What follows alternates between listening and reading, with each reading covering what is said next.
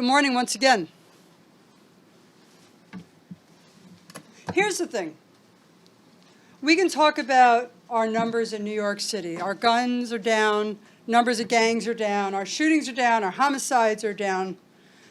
But when you are standing at a Home Depot or a retail store and you push that button waiting for the guy to come and give you your product and you have to stand there and wait, then you go online and you pay your bill.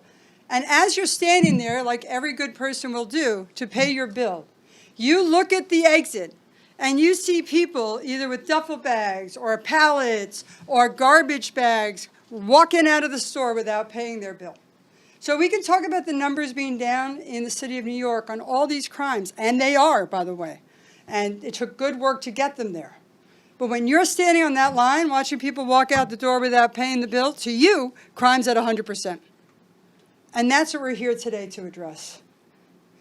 First, I want to thank Governor Hochul for making the trip, as she always does, into Queens County. We always love seeing you here. I want to thank Major James Brown, the New York State Police Special Investigative Unit. We want to thank members of my Crime Strategies and Intelligence Bureau and detective investigators from my office as well. So good morning. See, today we're here to announce the takedown of the largest and most brazen retail thefts crew that we have ever prosecuted in the county of Queens County. We have a total of 13 defendants that are charged in a 780-count indictment for allegedly stealing and fencing more than $2.2 million in merchandise as part of 319 separate thefts at 128 Home Depots in 9 states. And that's what we're here today to announce. This investigation originated in my office using existing tools at our disposal, as well as so many additional tools enacted in law by our governor last year and years before. We allege that this crew met up in Queens County, hatched their plan in Queens County, and transported the stolen product to Queens and then sell them for a profit. The top charge in the indictment is grand larceny in the first degree, criminal possession of stolen property in the first degree. All defendants are charged with the conspiracy. As alleged, this crew was amazingly coordinated, disciplined, meticulous, and dedicated. If everyone worked as efficiently in this country, productivity would be at an all-time high. It's amazing how organized this crew was. On Wednesday, December 10th, members of my office, in partnership with the state police, arrested 11 out of the 13 defendants. These defendants were arraigned yesterday before Judge Kirshner. The head of the organization, Armando Diaz, was remanded. The other members of the theft crew were given $1 million in bail, except for Victor, who was given $500,000 in bail. The fences were separate out on a supervised release. This crew was divided into 2 crews. The members of the theft crew, they all faced 25 years in prison. The members of the fencing crew faced 15 years if convicted. We also executed search warrants at 3 residences in Flushing, Elmhurst, and Brooklyn, 14 storage units at 2 storage facilities in the Bronx, and 8 vehicles. The warrants, just so you know, we charged $2.2 million in the indictment. In front of you, you have a small percentage of what we picked up yesterday with our search warrants just during the arrests. It equals, in all, about $1.5 million in additional merchandise. What you see in front of you on the tables is 1% of the stolen merchandise that was stolen in this crew, by this crew. According to the indictment, Armando Diaz, in the evening before they would go out and steal the products, would decide on which items to be stolen by the Home Depots by checking their in-store inventory online. The theft would meet up with the theft crew, which was run by Armando, who started their day at 5 a.m. by driving the van to the crew's meetup spot in a parking lot at 57th and Hoffman in Queens. There, he met with the other 7 members of the theft crew, at least one of whom would drive what we call the chase car, the second car. So this is how it went. The evening before, they would look online to see what to steal and which Home Depot to steal from. The next morning, Armando Diaz would drive to meeting up the rest of the crew. They then would take 2 cars to the Home Depots of the choice of that day. They then would steal the products, put them in the cars, put them in the vehicles, go to lunch. Then they'd come out and do another round of stealing from Home Depots, sometimes doing the same Home Depot 4 times in one day. And then they would go to a fence after that. Then they'd go to dinner. Then they'd go back, rinse and repeat the next day. It was very organized. Some of the most popular items included construction materials such as house insulation, reflective roof coating, house wrap, spray foam. Now, in the colder months, when the majority of the construction typically slows down across the city, they focused on stealing power tools and rolls of wiring that I'm sure all of you know how to use. I don't. That's why majority of the products you see here are exactly those items. It's winter month. During the warmer months, they stole air conditioning units. So they managed to get what the constituency needed at that time. And they also did things like on Halloween, stole Halloween stuff and then put it on their lawn. Then the evergreen items, which, by the way, there is a huge market for carbon monoxide detectors and electrical outlets, not depending upon the season. They couldn't get them out fast enough. They stole from New York, New Jersey, Connecticut, Pennsylvania, Massachusetts, Rhode Island, New Hampshire, Delaware, and Maryland. They stole from Home Depots from across those states. They typically parked close to the exit of the store, possibly to allow them to quickly move their stolen merchandise into the van. The crew stayed connected on active conference calls while they were in their heist, so they could talk about it, and they could talk about what was needed and where the products were and who was distracting who. The typical theft lasted around 40 to 60 minutes. Each member kept an eye out for security guards or employees at the premises. We're going to show you several videos that illustrate exactly how this theft crew operated. The first video is September 3rd, 2025. It's a Home Depot in New Rochelle. The defendant, Francisco Ayala Ariza, allegedly distracting the Home Depot employee, while defendant Atis Toro pushes the cart out the entrance only and prying open the doors because he couldn't get out.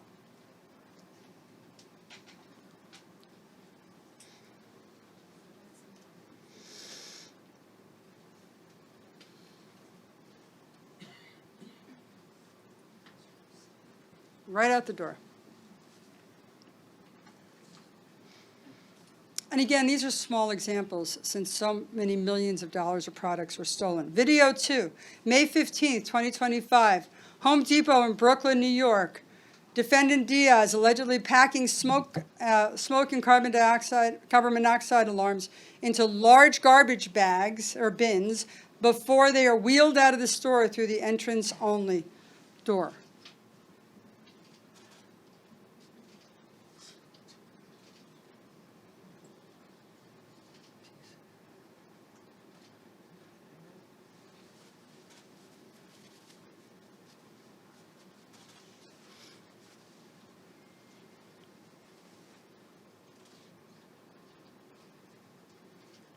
And you're out.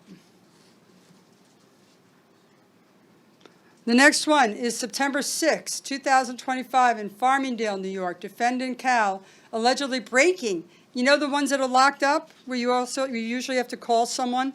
He broke the cage into the power tool cage and stealing tools.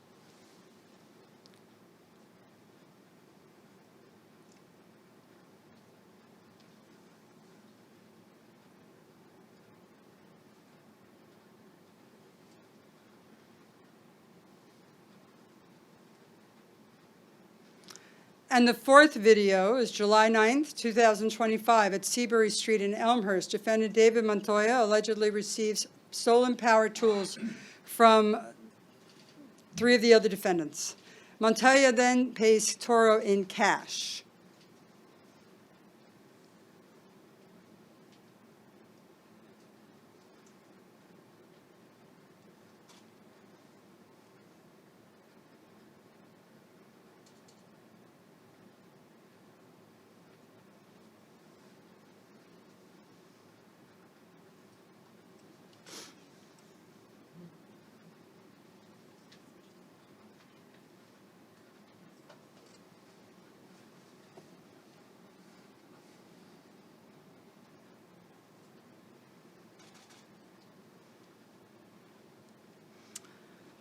By all accounts, this is a full-time job for these defendants. They took lunch, they took nap breaks, they took shifts. If a particular store had a full inventory of the product, they showed up that day.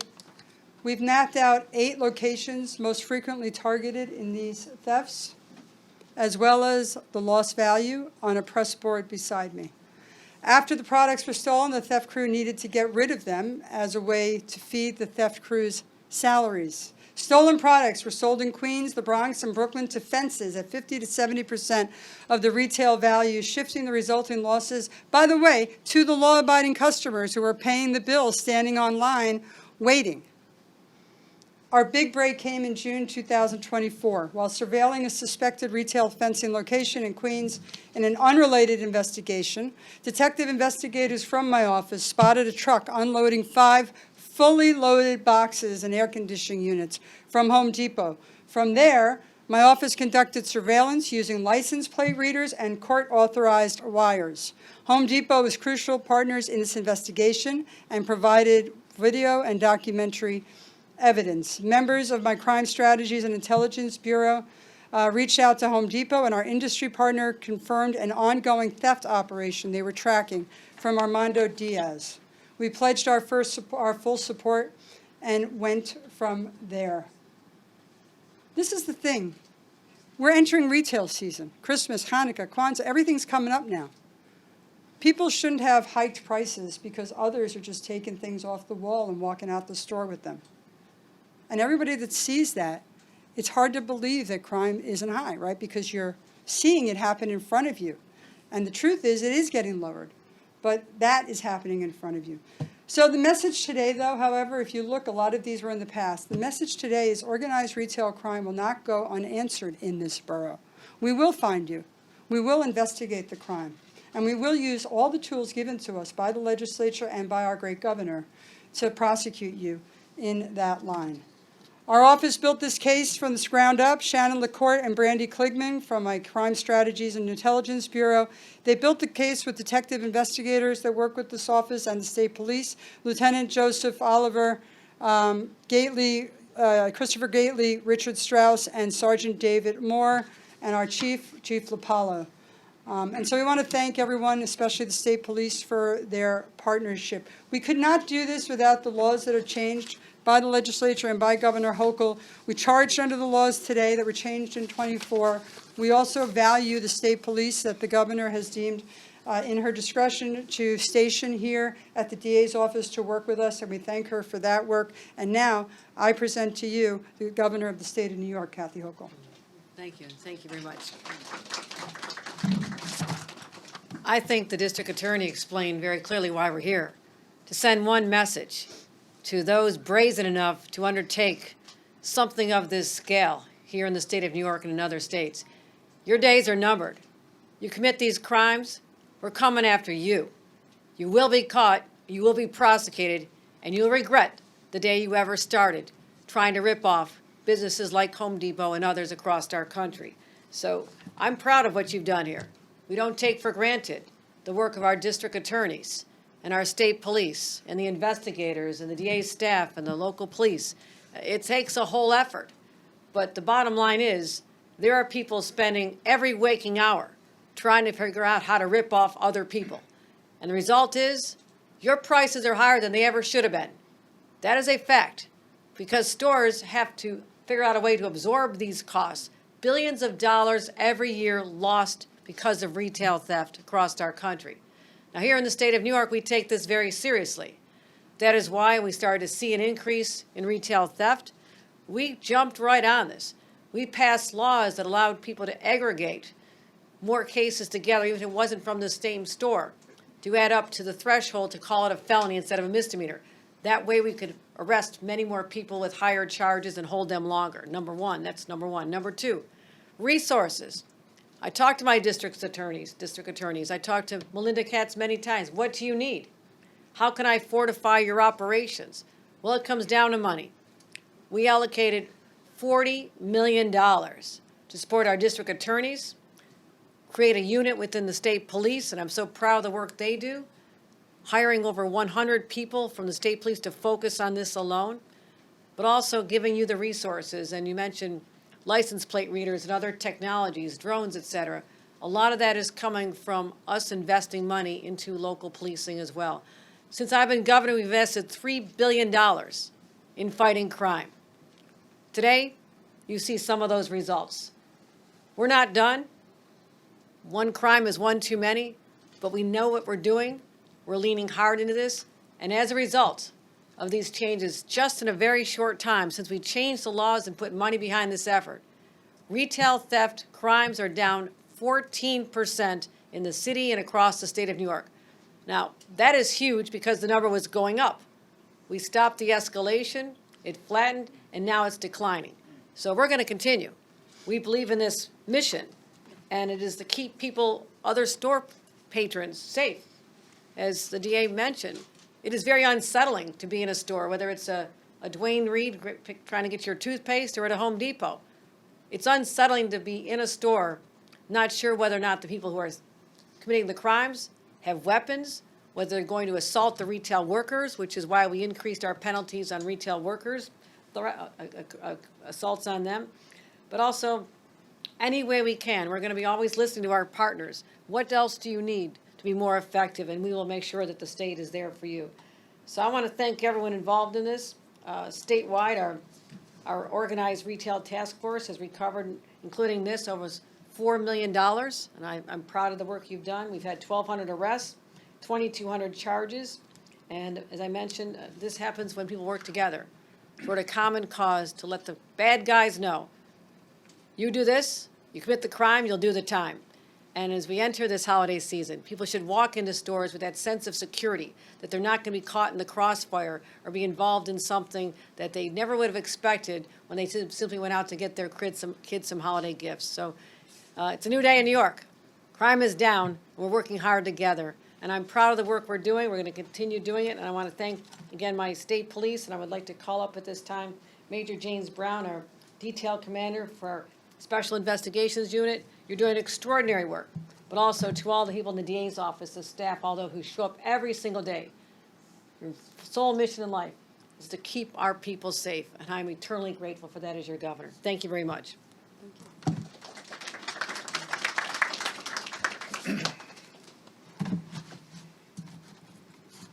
Good morning, and thank you for joining us today.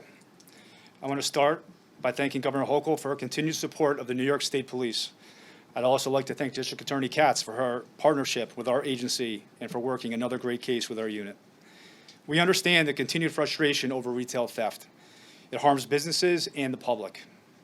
This case underlines our shared commitment to ensuring the people who are committing these crimes are held accountable. Today's announcement is the result of a major joint investigation into two connected organized retail theft operations known as Freddy the Fence and Operation Self-Checkout. These groups operated throughout New York State and several other Northeast states and stole more than $2 million in merchandise. Our Special Investigations Unit began this case in April 2024 after identifying large amounts of stolen Home Depot merchandise being sold online. That work led investigators to a fencing operation run by Freddie Padilla, who was moving stolen goods out of storage facilities in the Bronx. At the same time, Queens District Attorney's Office was investigating a theft crew led by Armando Diaz. His group was committing large-scale thefts from Home Depot and Lowe's stores throughout the Northeast.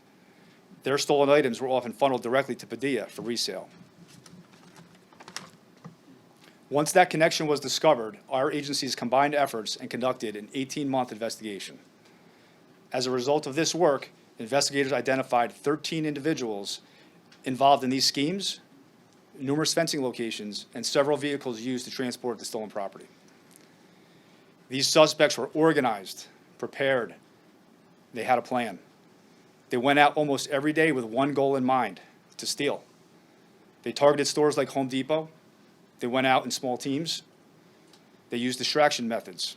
They blatantly stole merchandise, and they quickly delivered the stolen items to fencing locations for resale.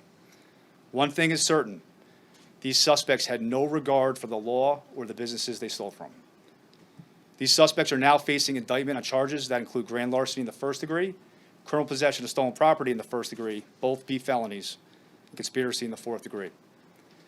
In closing, I want to thank District Attorney Katz and her team for their continued partnership and support. I especially want to recognize the New York State Police Special Investigations Unit for their exceptional work on this case. I'd also like to thank State Police and Troop NYC, Troop L, as well as HSI, who provided a significant amount of help with this investigation. Thank you. Thank you. I want to point out that the foresight that the governor and her office had in placing state police here and having that partnership was really remarkable, efficient, and helpful in taking down this organization, and I'm grateful to her for that. And I also just, I want to just end with this before we answer questions on topic, which is that, there's a certain sense of unfairness when you're standing in that line waiting to pay your bill, and people are just thwarting the law and walking out of the store without paying for it. That unfairness turns to a great illegality and laws that are being broken when you continue to do so on a regular basis and we don't stop, and it's not being stopped. And so I guess my message to those as we enter the retail season of the holidays is just because you get away with it once doesn't mean that when you come back and do it again, we're not watching, especially in these stores. So don't think that just because you got away there once that nothing's going to come back to you. These guys did it for a long time and thought they were getting away with it, and they didn't. So that's my only message as we enter our holiday season, and people are paying good, hard-earned money in order to buy their family and friends the gifts and things that people need during this season.